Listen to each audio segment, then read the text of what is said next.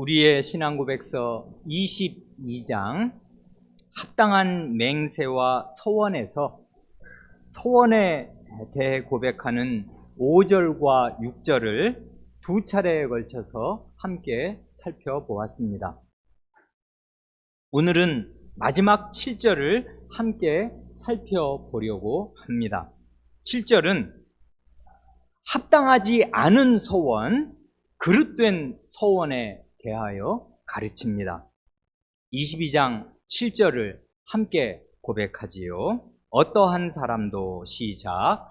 어떠한 사람도 하나님의 말씀에서 금한 일, 말씀이 명령한 의무에 조금이라도 방해가 되는 일, 혹은 자기 자신의 힘으로 할 수 없는 일, 또한 할 수 있도록 능력을 주시겠다는 약속을 하나님께로부터 받지 않은 일에 대해서는 서원해서는 안 됩니다. 이런 점에서 볼 때 로마 교회의 수도사들이 평생 독신과 자발적 가난과 수도회의 순종을 서약하는 것은 결코 더 높은 완전성의 단계에 속한다고 할 수 없고, 도리어 미신적이고 죄악적인 올무이므로 기독교인은 아무도 거기에 자신을 얽매이게 해서는 안 됩니다. 방금 낭독하신 7절은 두 문장이지요. 첫 문장은 이러이러한 일로 서원해서는 안 된다 하고서 서원해서는 안 되는 예들을 쭉 적시합니다. 그리고 둘째 문장은 로마 교회에서 많이 하는 그릇된 서원 3가지를 열거합니다. 이 두 번째 문장을 읽으면 이런 데에서 이 웨스트민스터 신앙 고백서의 시대적인 특성이 은연중에 드러난다고 말할 수도 있겠습니다. 곧 우리 믿음의 선조들은 자기 시대의 지배적인 관행들과 대결합니다. 즉 여전히 다수와 주류를 차지하고 있는 그릇된 교회의 비성경적인 행태들을 잘못되었다고 명백하게 지적합니다. 이런 걸 가리켜 이른바 신령한 전투를 수행하는 것이라고 말할 수도 있겠습니다. 자기 시대와 대결하면서 그건 그릇되었다 하고 하나님의 말씀은 이것이다 하고 이제 공적으로 교회가 함께 고백한다 그 말입니다. 먼저 그 7절의 첫 문장 서원해서는 안 되는 예들을 차례로 보면 이렇지 않습니까? 하나님의 말씀에서 금한 일을 하겠다고 서약해서는 안 됩니다. 얼핏 보면 이 말은 지극히 당연한 말 같아 보여서, 아니 누가 신자라면 하나님의 말씀에서 금한 일을 하겠다고 하나님께 서약을 다하겠는가 하고 생각하겠지만은, 상황이 아주 절박해지고 다급해지면은 자기의 그 절실한 소원이 앞선 나머지 하나님의 말씀에서 금한 일이라도 자기가 하겠다고 서약하게 될 수가 있습니다. 오늘 본문으로 읽은 입다의 서원이 그 이해가 될 것입니다. 그건 조금 뒤에 살펴보도록 하겠습니다. 그러나 하나님의 말씀은 언제 어디서든지 어떤 경우에서든지 가장 우선되어야 할 절대적인 진리이기에 하나님의 말씀에서 그건 하지 말아라 하고 금하신 일을 하겠다고 서원하는 일, 하겠다고 서약하는 일은 심히 어리석은 일이고 그 자체로 죄악입니다. 그래 이제 각주 16번에 그 첫 번째 7절의 첫 번째 문장에 대한 그 증거 성구가 3개가 달려 있는데요. 뒤에서부터 보면 거기 민수기 30장의 몇 구절은 여성의 서약에 제한 조건을 달아 놓은 것입니다. 여성은 혼인 전에는 아버지의 권위 아래에 있고 혼인한 이후에는 남편의 권위 아래에 있는 존재이니까 하나님 앞에 자기가 뭘 드리겠다고 그리고 어떻게 살겠다고 서원을 할 수가 있지만 그렇게 서약을 하였더라도 아버지 밑에 있을 때는 아버지의 동의가 필요하고 남편의 권위 아래에 있는 동안에는 남편의 동의가 있어야 그가 하나님께 한 그 서원, 그 서약이 유효하다 그것입니다. 남편이 그 말을 듣고 가만히 있으면 그래서 해가 지나가면 그 서약은 하나님께 한 서약은 유효합니다마는 남편이 그 말을 듣자마자 아니 그건 경솔하다. 그렇게 하면 가정생활 어떻게 유지가 되겠는가? 안 된다 하면 그 서약은 무효입니다.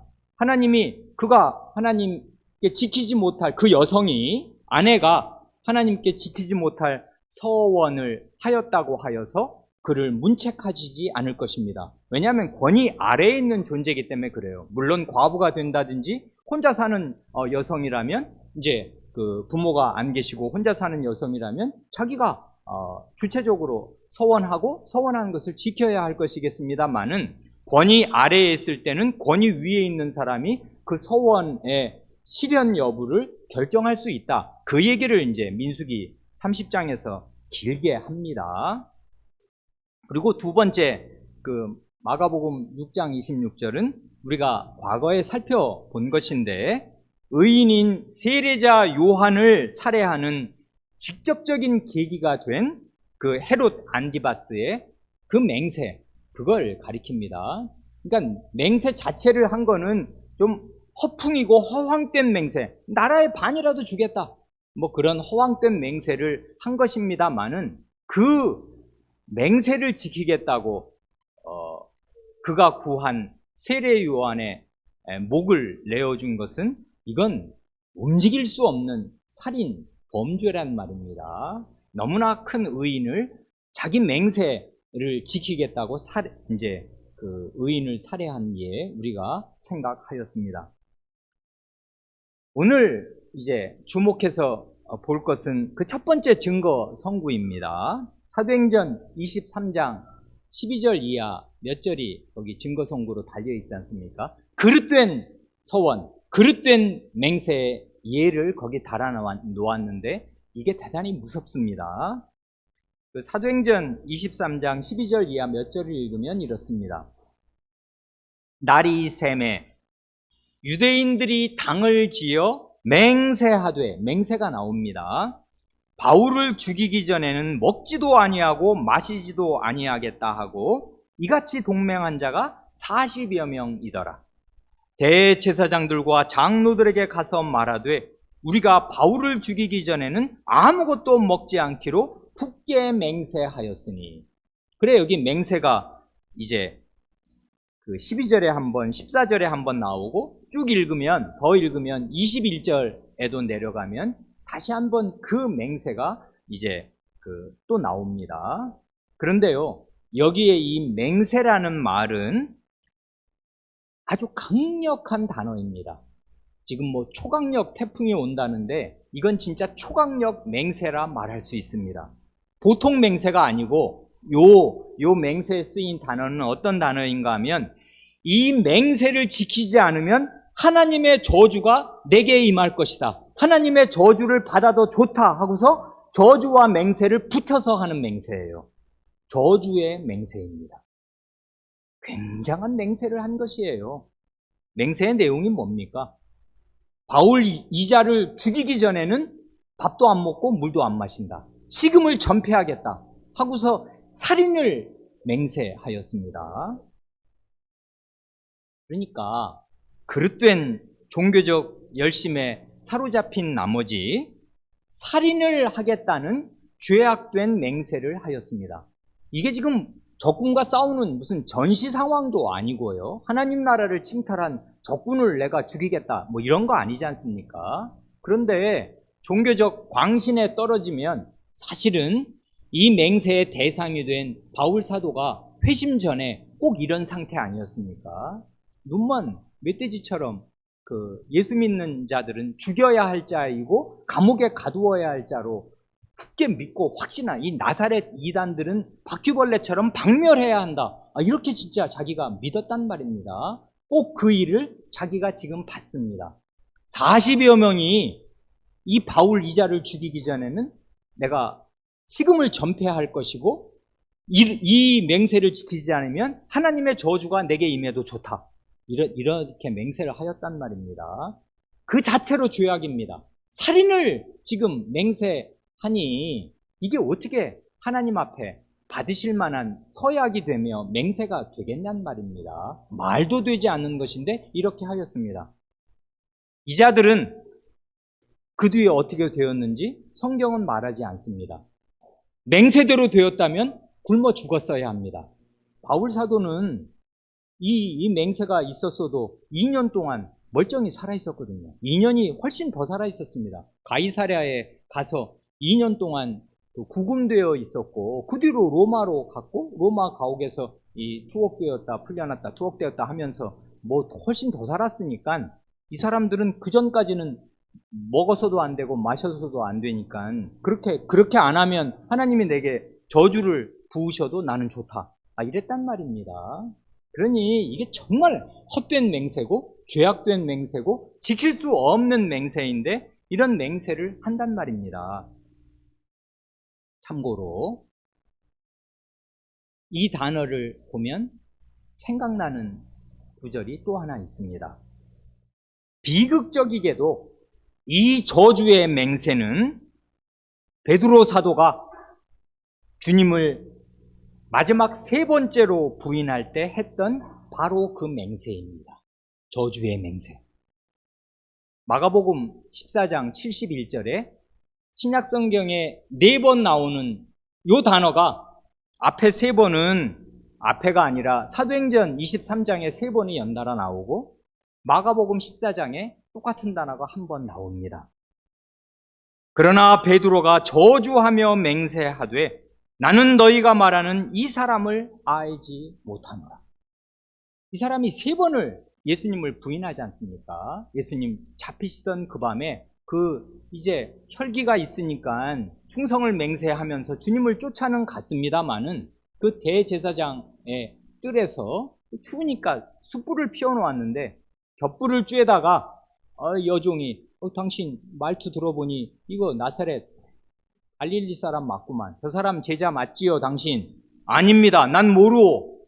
또 한 번 물으니 난 모르오. 자리를 옮겼는데 또 한 번 물으니까 이미 2번 부인한 터 위에 이번에는 저주의 맹세를 하였습니다. 내가 저 사람을 안다면 하나님의 저주가 내게 임해도 좋다 하고서 가장 사람이 할 수 있는 극단적인 최고 수위의 맹세를 한 것입니다. 그러니 어떻게 하면 좋아요? 예수님을 알면 이 사람은 하나님의 자기 말대로 된다면 하나님의 저주를 받아야 마땅할 것이고 주어 담을 수 없는 말을 뱉었습니다. 그래 이게 복음서에 다 기록이 됐단 말입니다. 베드로 사도 이런 사람이었는데 용서받았습니다. 그래 이게 이제 첫 번째 하나님 말씀이 금하는 거. 하나님 말씀은 살인하지 말지니라 하시지 않습니까? 불법적으로 사람을 죽여서는 안 됩니다. 사형이 있을 수 있는데 그건 하나님이 정하신 공권력에 의해서 살인자를 처벌할 때 공적인 사형을 할 수는 있고 그건 합법적인 사형입니다만은 불법적으로 사람을 죽이면 그것은 어떤 경우에도 용서받지 못할 큰 죄가 되는데 하나님 말씀이 살인하지 말지니라 하고 계명으로 엄금한 것을 이렇게 맹세로 서약을 한단 말입니다. 누굴 죽이겠다고 서약을 해요. 예전에 다윗이 그런 적이 있었던 거 우리가 함께 살펴보았습니다. 그런데 이 신약시대로 와서 바울사도 죽이겠다고 이런 헛된 맹세, 헛된 서약을 한다 이 말입니다. 그 다음을 보면 말씀이 명령한 의무에 조금이라도 방해가 되는 일을 하겠다고 서약을 해서는 안 됩니다.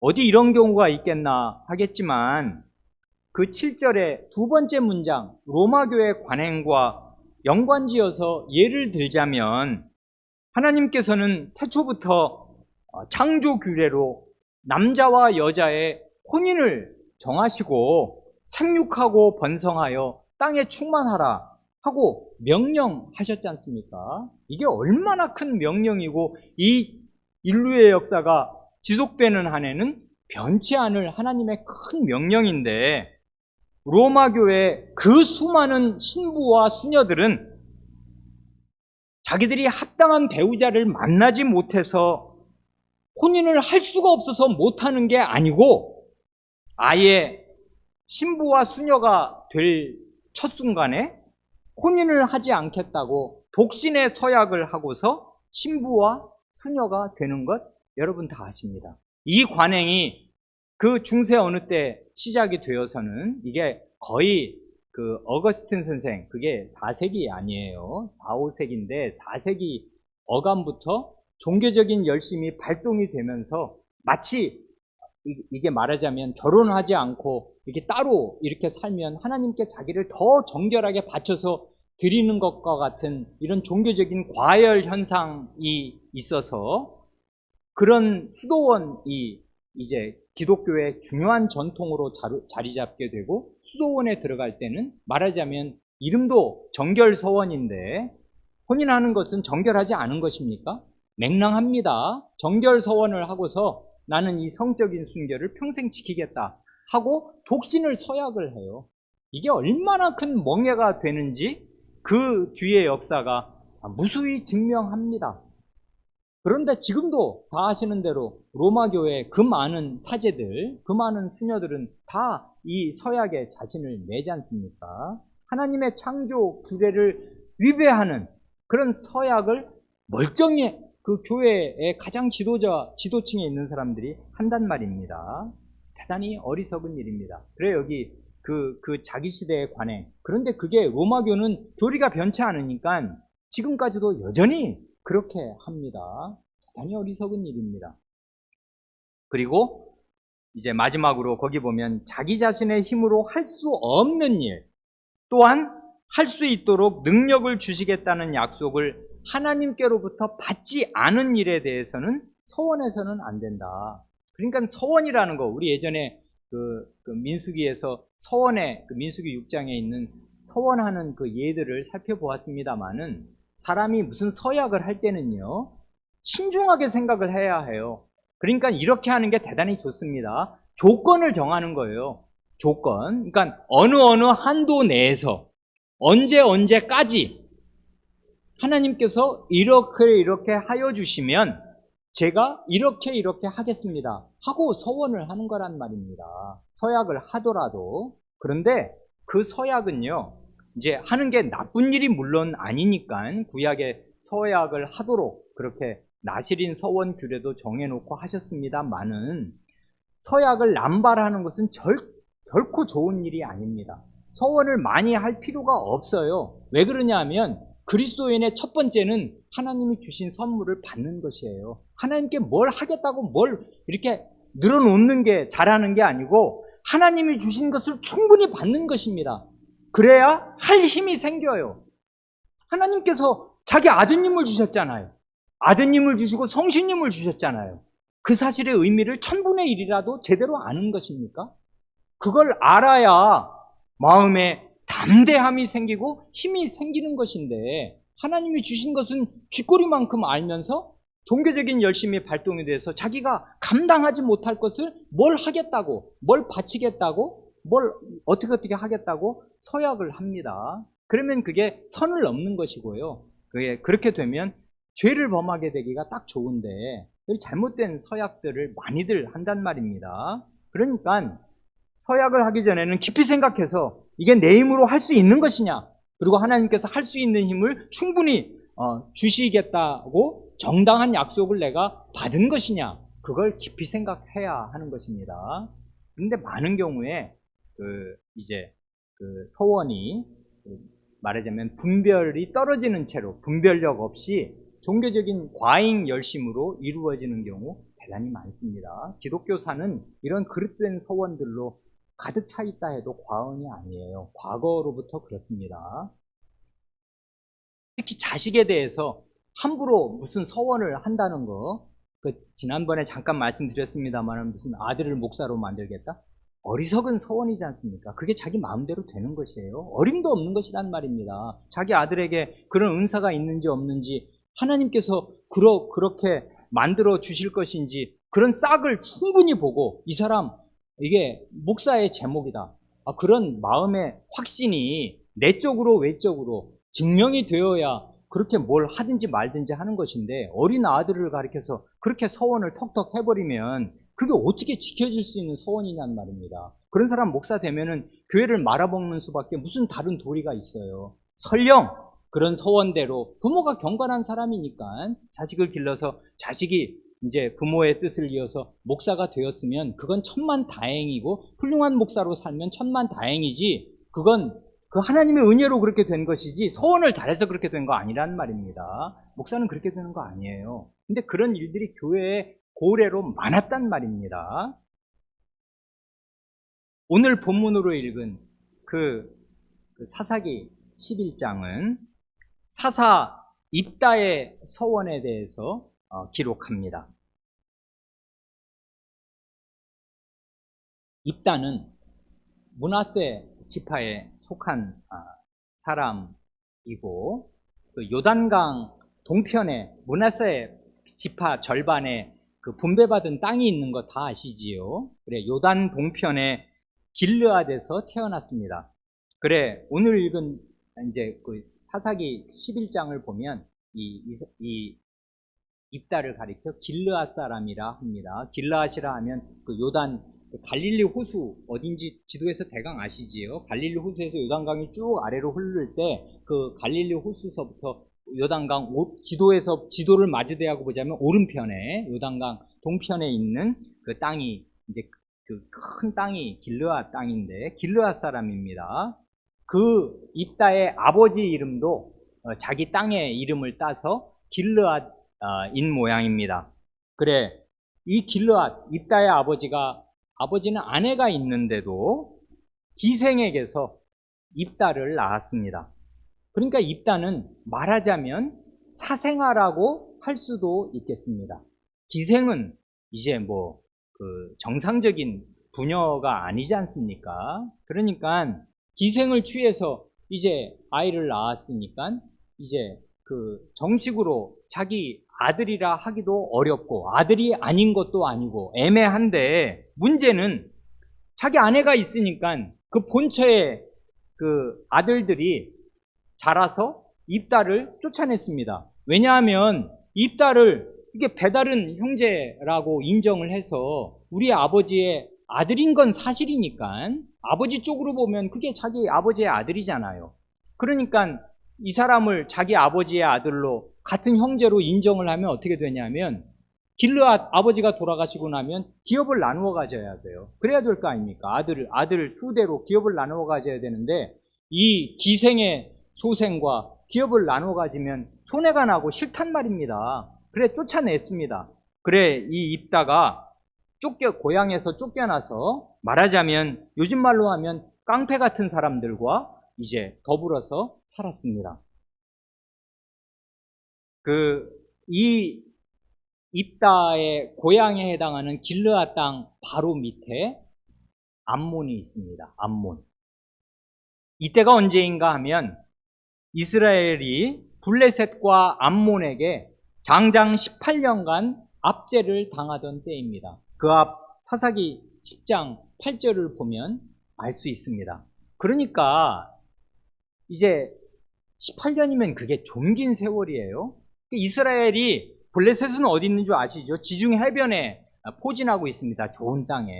그 블레셋은 숙적이고 강적이잖아요. 블레셋이 수시로 침탈을 하지 또 요단강 건너편에 있는 암몬이 이 길르앗을 치고 올라와서 그러니까 말하자면 양방으로 이 큰 대적들에게 18년간을 시달렸단 말입니다. 그래 이제 암몬이 또 시비를 걸어서 대대적으로 침공을 해서 아주 나라를 못 살게 만들 그 시점에 이 길르앗의 장로들이 자기들은 아무 힘이 없고 아무 방법이 없으니까 이렇게 당해온 지 18년이란 말입니다. 무슨 힘이 있어요? 무슨 군대가 있으며. 그러니까 싸움을 할 줄 아는 사람은 그 깡패들과 함께 사는 입다밖에 없어요. 그러니까 길르앗의 장로들이 입다를 찾아가서 도움을 청합니다. 그리고서는 당신을 우리의 우두머리로 장관으로 삼을 테니 우리의 대적 암몬과 싸워주시오 했단 말입니다. 그래 입다가 이제 싸우러 나가는데 오늘 우리의 주제, 싸우러 나가기 전에 하나님께 이런 서약을 합니다. 그게 그 11장 오늘 우리 읽은 30절, 31절에 나오지 않습니까? 다시 읽으면 이렇습니다. 그가 여호와께 서원하여 이르되 주께서 과연 암몬 자손을 내 손에 넘겨주시면 내가 암몬 자손에게서 평안히 돌아올 때 조건이 있어요. 하나님, 암몬 자손을 내 손에 넘겨주십시오. 이건 무슨 뜻인지 다 아시지요? 전쟁에 이기게 해주십시오. 그뿐 아니라 내가 암몬 자손에게서 평안히 돌아올 수 있게 해주십시오. 샬롬을 구했단 말입니다. 이건 자기가 하나 다친 데 없이 이제 전쟁에 승리할 뿐 아니라 물론 죽기로 싸우기로 하면 자기는 죽으면서 전쟁에 이길 수도 있을 텐데 조건은 두 가지입니다. 그게 아니고요. 이 전쟁에 암몬과의 전쟁에 이기게 해주실 뿐 아니라 이 무리를 데리고 앞장서서 싸운 장수인 내가 아무 상처 없이 평안하게 돌아올 수 있게 하여 주십시오 하고 구합니다. 그렇게 해 주신다면 누구든지 내 집 문에서 나와서 나를 영접하는 그는 여호와께 돌릴 것이니 내가 그를 번제물로 드리겠나이다 하고서 서약을 합니다. 31절이 이게 무슨 뜻입니까? 이 구절이 정말 대대로 어려운 구절이 되었습니다. 어렵지 않습니까? 이건 뭔 뜻이냐 이거.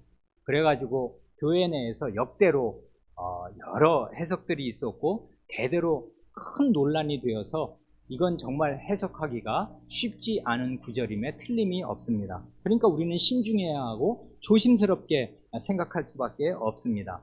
말 그대로 보면 말입니다.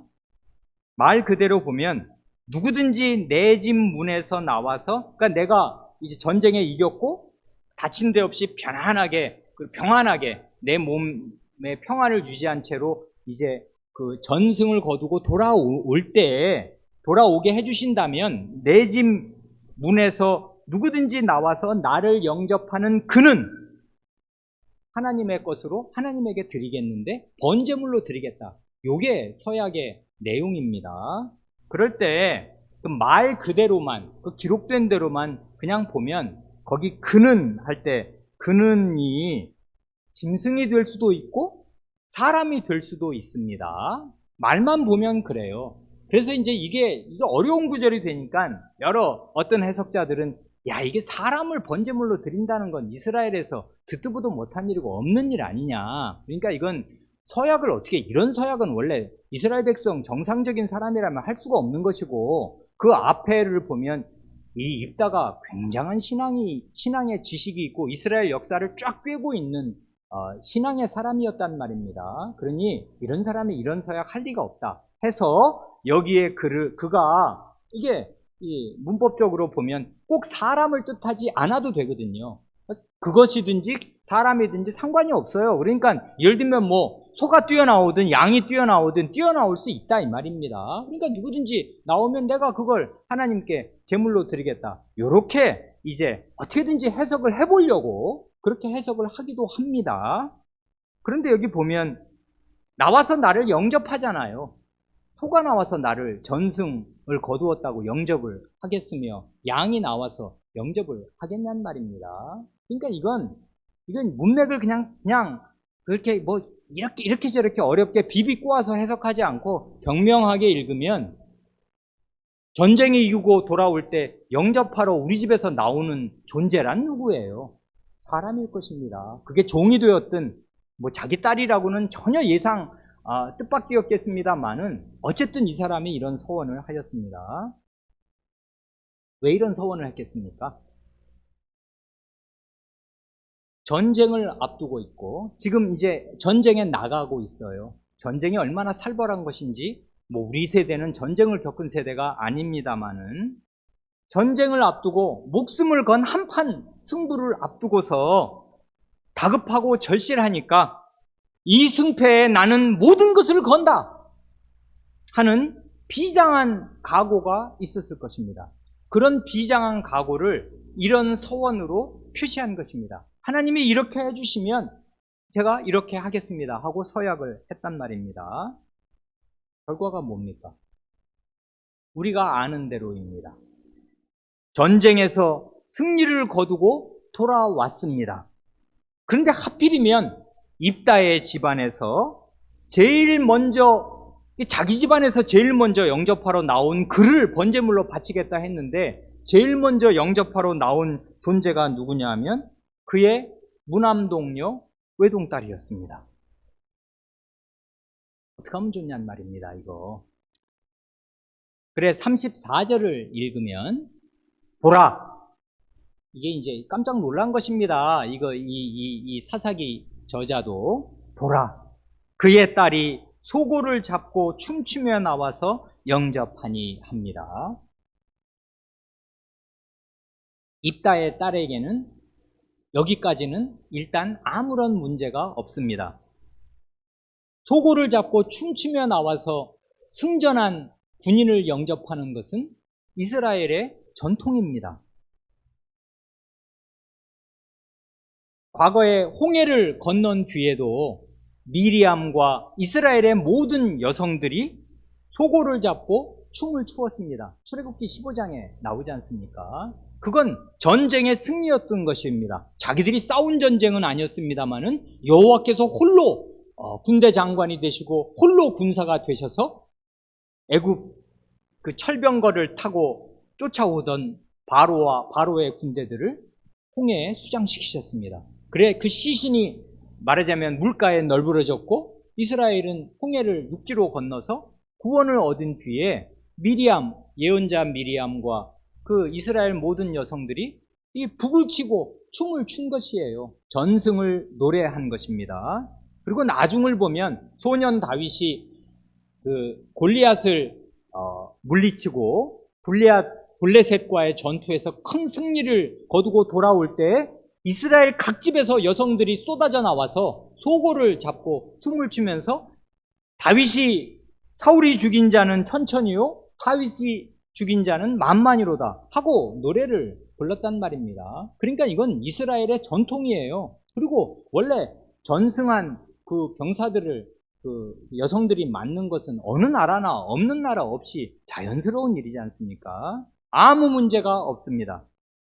문제는 입다가 전쟁에 나가기 전에 한 서원이 하나님 말씀에서 금한 그릇된 서원이었다는 것입니다. 하나님의 말씀은 어떤 경우에도 인신공양을 금합니다. 사람을 제물로 삼아서 하나님께 바치라고 하시지 않아요. 하나님께서 아브라함에게 내 아들 이삭을 번제물로 드리라 말씀하지 않으셨습니까? 창세기 22장입니까? 하나님 그건 왜 그러셨대? 그랬는데요. 다 아십니다. 그 얘기 너무나 유명해서 하나님께서 그 일이 이루어지지 않도록 막으셨고 번제물이 될 수양을 친히 준비하셨습니다. 하나님께서 하나님 나라의 이게 시발점이고 하나님 나라의 기초를 놓는 굉장히 중요한 하나님 나라 전체는 이 아브라함과 같은 신앙으로 진행해야 되고 건설되어야 할 것이기에 아브라함에게 기적적으로 100살에 전혀 얻을 수 없는 아들을 마치 죽은 몸에서 부활하듯이 자기 아들을 얻게 하셨을 뿐 아니라 그 아들이 이게 하나님의 언약의 자손은 하나님이 살게 하신다. 죽어도 산다. 아브라함이 그래서 자식 이삭을 마음에서 떼어내면서 부활신앙을 획득한 사람 부활신앙에 이른 사람 아니에요? 죽어도 이 아들 살리실 거다 하는 아브라함의 신앙의 논리에 도달했고, 그래서 이 사람은 주저하지 않고 아침 일찍 일어나서 산으로 출발해서 자기 아들을 드렸단 말입니다. 마음으로 드렸습니다. 하지만은 결코 아들의 털끝 하나 손대지 못하도록 하나님이 다 막으신 거 다 압니다. 그 산이 모리아 산이었고, 그 모리아 산이 나중에 보면 성전이 지어지는 산이었고, 그 성전에서 하나님이 예비하신 그 수양이 모리아 산에서 바쳐졌듯이 성전에서 무수한 제물이 바쳐졌고, 결국은 모리아 산이 있는 예루살렘에서 하나님의 아드님이 하나님께 제물로 바쳐졌습니다. 제물은, 이 사람의 목숨 제물은 하나님께서 예비하실 것입니다. 사람이 자기 종교적인 열심으로 다른 사람을 잡아서 드리는 일은 이스라엘 안에서는 없습니다. 없어야 합니다. 사람을 제물로 바치는 것은 하나님께서 대단히 미워하시는 이교적인 행위입니다. 이방인들이 그렇게 하거든요. 이게 왜 가장 악질적인 행위가 되냐면, 사람이 나빠지면 어떻게 되냐면 자기 행복을 위해서 자식을 희생시키는 거예요. 결국은 자기 자식을 제물로 드리거든요. 급박해지면 전쟁에서 지겠거나 아니면 가뭄이 너무나 혹독해서 다 살 수가 없게 되거나 이렇게 되면 신의 노여움을 풀려고 사람을 제물로 바치는데 자기 자식을 제물로 바쳐요. 내 새끼 죽여서라도 나는 살아야겠다. 이러니까 이게 인간의 이기심의 절정에 이른, 사람이라면 할 수 없는 일을 하는 것이 이교적인 풍습이거든요. 절대로 이 일 못하게 하셨습니다, 하나님께서. 그래, 우리나라에 무슨 효도를 이렇게 사람들에게 강조하고 교훈하는 그런 것 중에 심청전이 있는 거 다 아시지 않습니까? 우리 어린 사람들도 심청전 이야기 중에 거기 심청전의 배경을 이루는 게 인당수에서 예를 들면은 인신공양을 드리는 거잖아요. 뱃사람들이 바다의 신 용왕님의 노여움을 잠재워야 우리가 항해를 하고, 항해를 해야 돈을 벌 수 있는데, 물건을 팔아야 되는데, 이 풍랑이 일어서 배가 뒤집어져 버리면은 다 망하는 거고 다 죽는 것이니까, 그렇게 안 하려면 어떻게 되냐면 처녀를 사서 바다에 빠뜨려서 제물로 바쳐야 돼요. 그러니까 이게 얼마나 우리나라 심청전을 아이들한테 읽어줄 수 있고 얘기해 줄 수 있지만 이게 얼마나 이교적이냐, 우리나라가 얼마나 이교에 절은 나라냐, 하나님이 미워하시는 그런 풍속을 무슨 미풍양속이라고 뭘 가르치나, 그게 어떻게 효도를 가르치는 일이 될 수가 있어요. 그래서 결국은 공양미 300석에 자기 한 몸 바쳐서 그렇게 하려는 거 아니에요. 그렇게 했단 말입니다. 그런 것인데 하나님께서는 아브라함 때에도 그런 일을 막으셨거니와 모세 때에 오면 아주 명명백백하게 아무도 잊을 수 없을 만큼 모세 율법에 인신공양을 절대로 하지 못하는 율법을 하나님이 명시적으로 박아놓으셨습니다. 어디가 그래요? 많이 들 수 있는데 간단하게 몇 구절만 들겠습니다. 신명기 12장 29절 이하에 하나님께서 절대로 너희는 인신공양을 하면 안 된다. 사람을 제물로 삼아서 사람을 죽여서 제물로 하나님께 바친다? 이따위 짓은 절대로 하면 안 된다 하고 하나님이 아주 완전히 못 박아서 모세를 통해서 해주신 말씀이 있습니다. 신명기 12장이 이렇습니다. 12장 29절 이하, 내 하나님 여호와께서 내가 들어가서 쫓아낼 그 민족들을 내 앞에서 멸절하시고 내가 그 땅을 차지하여 거기에 거주하게 하실 때, 바로 이 사사기 시대가 이때잖아요. 이건 이제 가나안 땅에 들어가기 전인데, 이때 이미 들어가서 그 땅에 거주하게 하실 때 이렇게 하지 말아라. 뭡니까? 30절. 너는 스스로 삼가 내 앞에서 멸망한 그들의 자취를 밟아 올무에 걸리지 말라. 올무란 걸리면은 절대로 빠져나가지 못할 올가미 아니에요. 이게 올가미라고요. 올가미가 뭐냐 하면 또 그들의 신을 탐구하여 이르기를 이 민족들은 그 신들을 어떻게 섬겼는고 나도 그와 같이 하겠다 하지 말라. 내 하나님 여호와께는 네가 그와 같이 행하지 못할 것이라. 그들은 여호와께서 꺼리시며 가증히 여기시는 일을 그들의 신들에게 행하여 심지어 자기들의 자녀를 불살라 그들의 신들에게 드렸느니라. 내가 너에게 명령하는 이 모든 말을 너희는 지켜 행하고 그것에 가감하지 말지니라 하셨단 말입니다. 뭘 하시는 것입니까 지금? 너희가 그 가나안 땅에 들어가면 이런 생각하지 말아라. 아니 이 원래 선주민들은 자기들의 신들을 어떻게 위했는가? 그거 보고 연구해서 따라하려고 하지 말아라. 그 선주민들이 왜 멸망한 줄 아냐? 하나님께서 아주 가증히 여기시고 극도로 미워하시고 진저리 치시는 그런 일들을 하였기에 멸망당한 것인데 그들이 한 일은 뭐냐면 자기 신들의 그 분노를 달래기 위해서 혹은 자기 신들의 마음을 얻어내려고 자기 자녀를 불살라 제물로 자기 신들에게 드린 것입니다. 번제가 바로 그거니까요. 태울 번자지 않습니까? 자식을 불태워서 제물로 바치는 거란 말입니다. 하나님 이런 거 질색하신단 말입니다. 신명기 18장을 읽으면 이렇습니다. 9절 이하 네 하나님 여호와께서 내게 주시는 땅에 들어가거든 너는 그 민족들의 가증한 행위를 본받지 말 것이니 그의 아들이나 딸을 불 가운데로 지나게 하는 자나 넘어가서 이런 일을 행하는 모든 자를 여호와께서 가증히 여기시나니 이런 가증한 일로 말미암아 내 하나님 여호와께서 그들을 내 앞에서 쫓아내시니라. 이스라엘이 가나안 땅을 얻게 되는 이유는 하나님께서 아브라함에게 주시기로 약속하셨기 때문이기도 하지만 왜 400년 동안 안 주셨냐면 그 땅 선주민들의 악이 하나님의 수위에 찰 때까지는 살게 두신 것입니다. 그랬는데 수위에 찬 그 악이 뭐냐면 그래서 이제는 이들을 쫓아내고 완전히 멸절시켜서 남녀노소를 다 죽여라 하실 만큼의 그 악의 가장 현저한 악이 뭐였냐면 자기 행복을 위해서 자기 자식을 제물로 드리는 것이었어요. 이런 일은 절대로 하지 말아라. 이러면 그 땅에서 쫓겨나는 사람들하고 똑같이 되는 거다. 그랬단 말입니다.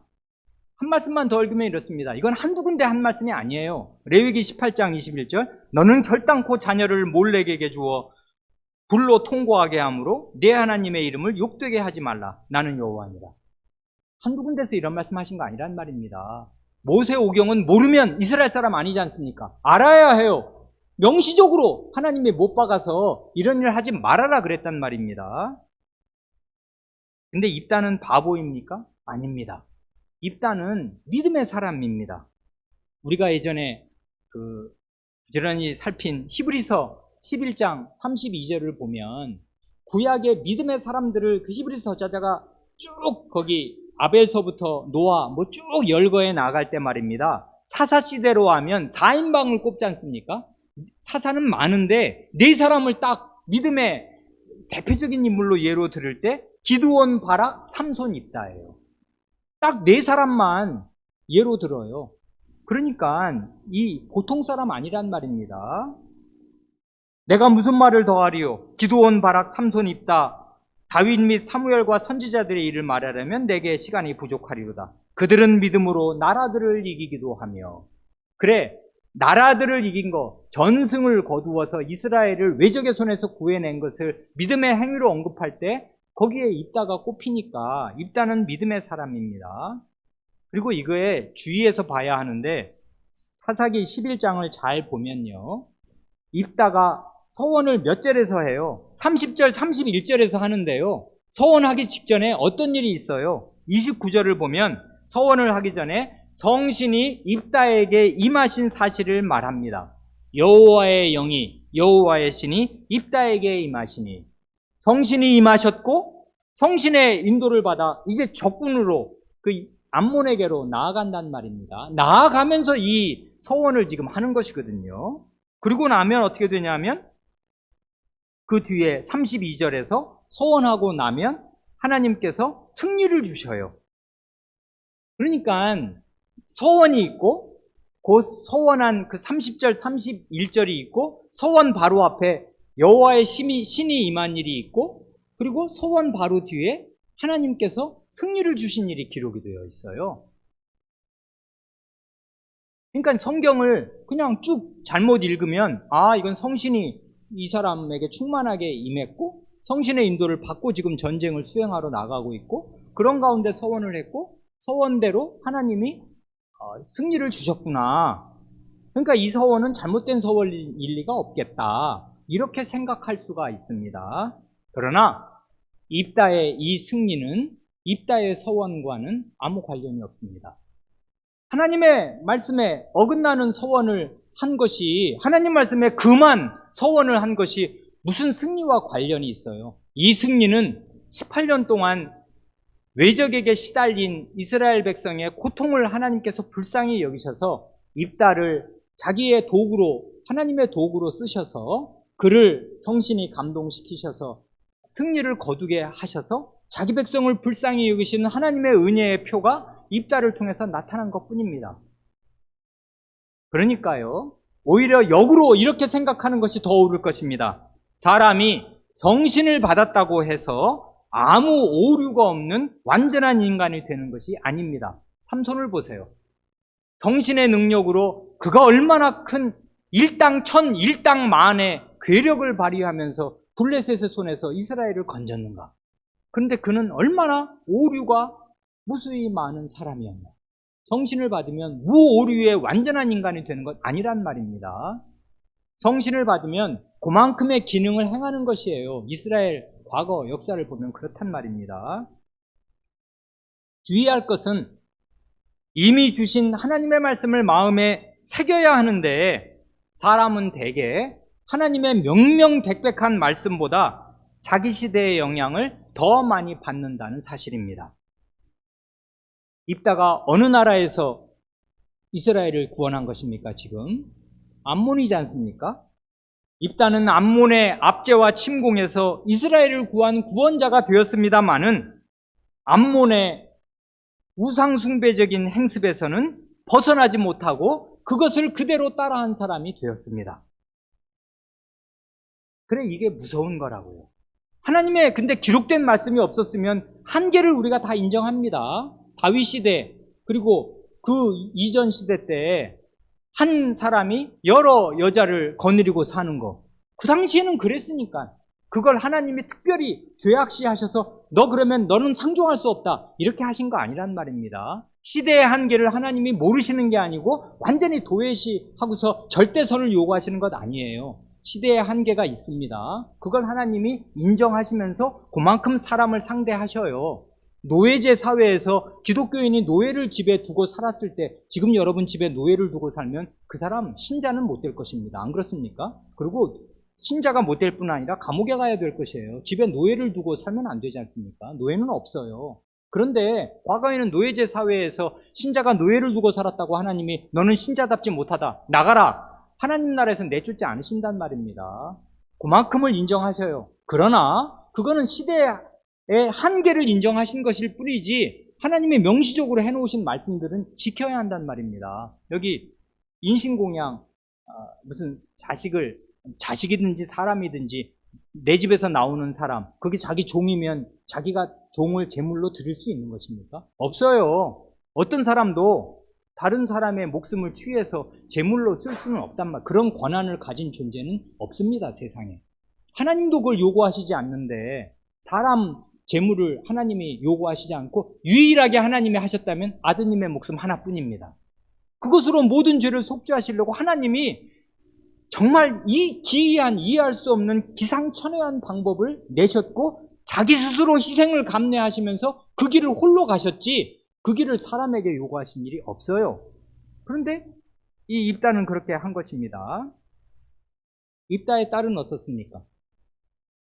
입다의 딸은 정말 착합니다. 어떤 점에서는 아버지보다 인품이 나은 것 같습니다. 왜 그러냐 하면 이 사달이 딱 벌어진 그 뚜껑이 열린 순간에 집에서 딸이 나왔어요. 이러면 이 서원한 것을 지켜야 된다면 큰일이 났지 않습니까? 이럴 때 입다의 반응과 딸의 반응이 달라요. 입다는 어떻게 합니까? 이렇게 말하지 않습니까? 딸 탓을 해요.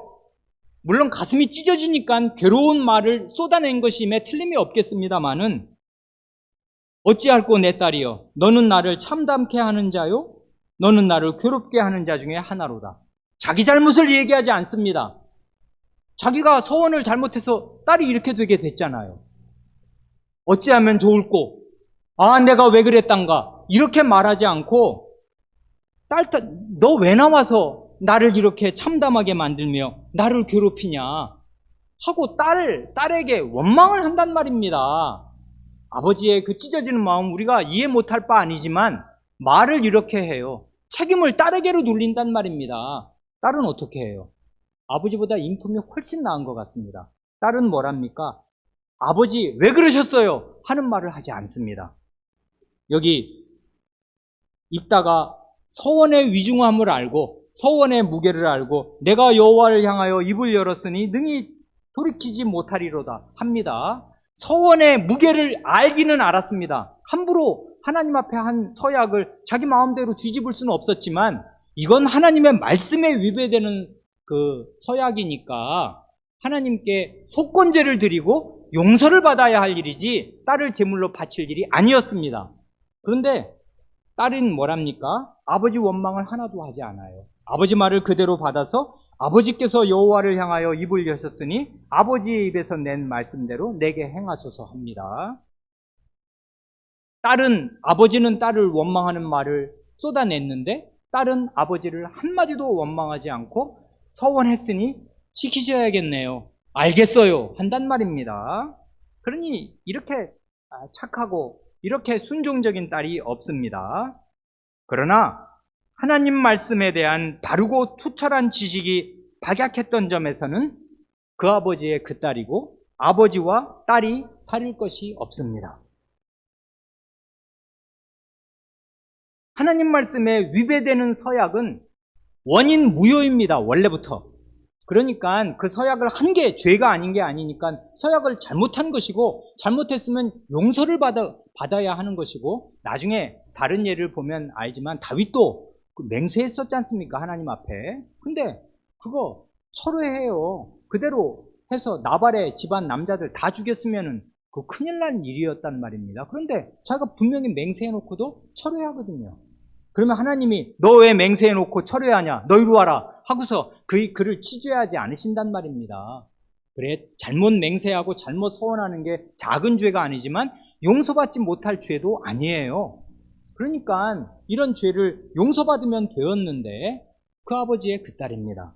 그러니까 말씀에 대한 바른 지식이 없으면 시대적인 한계에서 벗어나지 못하게 되고 그 시대적인 한계라는 게 결국 하나님 안 믿는 사회의 영향을 고스란히 받는 거예요. 암몬을 물리쳤는데 암몬의 정신적인 영향, 종교적인 영향은 물리치지 못한 것이에요. 그걸 그대로 한 것입니다. 이스라엘 사람이. 모세의 빛나는 교훈이 있었는데도 캄캄한 어둠 가운데 행한 것입니다. 그래, 하나님의 말씀에 대한 바른 지식이 없으면 입다의 딸처럼 무고한 희생자가 되기 쉽습니다. 부모가 뭘 소원을 했다고 자식에게 강요하면 자식은 순진하니까 우리 어머니, 우리 아버지가 믿음이 좋은 분이니까 그 아이는 지식이 없잖아요. 부모가 뭐 하나님께 바쳤대 나를. 그러면 나는 바친 사람으로 안단 말입니다. 무지라고요 그게. 하나님 말씀이 가르치는 대로 잘 배워야 하는데 하나님 말씀에 대해서 무지하면 이렇게 착한 그러나 무지한 희생자가 될 수가 있습니다. 오늘은 여기까지 말씀드렸습니다. 기도하겠습니다.